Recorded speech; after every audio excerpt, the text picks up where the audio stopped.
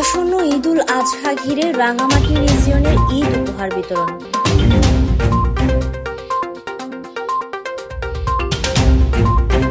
আসন্ন পবিত্র ঈদ উল আজহার আনন্দ সকলের মাঝে ভাগাভাগি করে নেওয়ার জন্য বাংলাদেশ সেনাবাহিনী রাঙামাটি রিজিয়নের উদ্যোগে শতাধিক অসহায় হতদরিদ্র পরিবারের মাঝে ঈদ উপহার বিতরণ করা হয়েছে।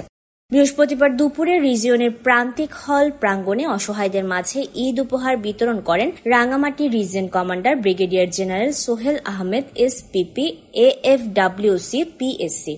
এ সময় রিজিয়ন কমান্ডার বলেন, আজকের এই আয়োজন সকল মুসলমানদের মাঝে পারস্পরিক সম্প্রীতি ও সৌহার্দ্য বৃদ্ধিতে এবং সর্বোপরি সকলকে ঈদের আনন্দ উপভোগ করায় সহায়ক ভূমিকা পালন করবে বলে আশাবাদ ব্যক্ত করছে। রাঙামাটি রিজিয়নের পক্ষ থেকে এ ধরনের সেবামূলক কার্যক্রম আগামীতে অব্যাহত থাকবে বলেও জানান তিনি।